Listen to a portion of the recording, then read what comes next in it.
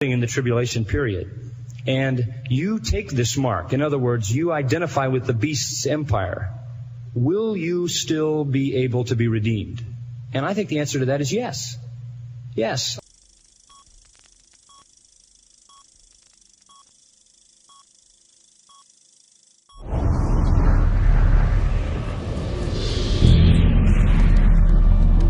The Secret Covenant.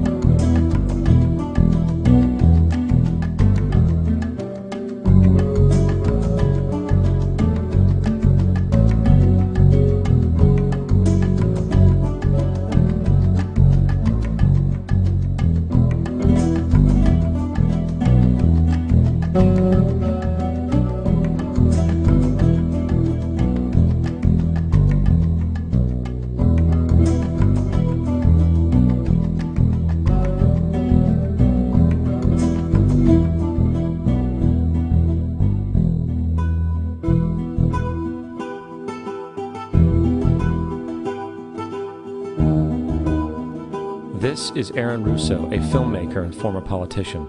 To his left is Nicholas Rockefeller of the infamous Rockefeller banking and business dynasty. After maintaining a close friendship with Nicholas Rockefeller, Aaron eventually ended the relationship, appalled by what he had learned about the Rockefellers and their ambitions. I got a call one day from an attorney woman I knew, and she said, "Would you like to meet one of the Rockefellers?" I said, "Sure, I'd love to."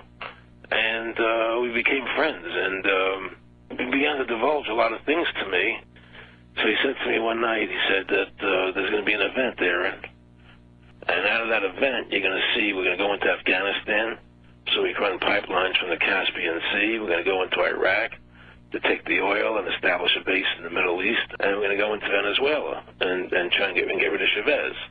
And the first two they've accomplished. Chavez they didn't accomplish.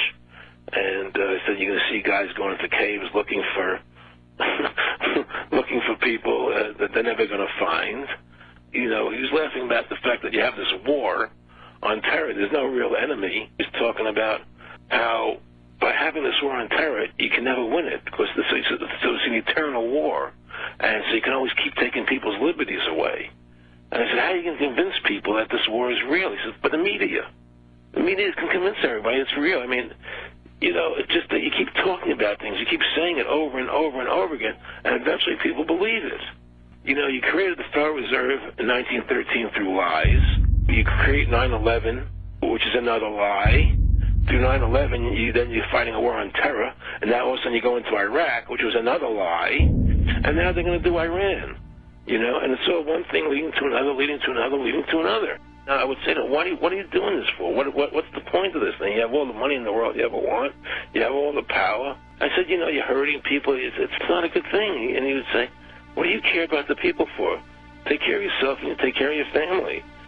And then I said to him, what are the ultimate goals here?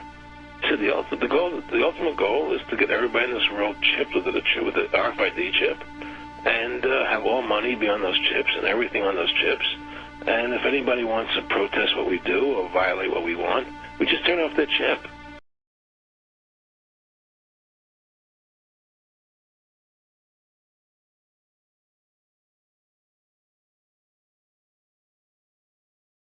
If you're living in the tribulation period and you take this mark, in other words, you identify with the beast's empire, will you still be able to be redeemed?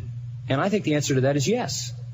Yes. Otherwise, there would be no salvation of anybody in the end of the tribulation. Yeah. And you've got to have the salvation of folks in the end of the tribulation. You're going to have the Jews redeemed. You're going to have, according to Revelation chapter 7, an innumerable number of Gentiles redeemed, so many they can't even be counted across the face of the earth. So I don't think the fact that someone takes that is a sentence to permanency.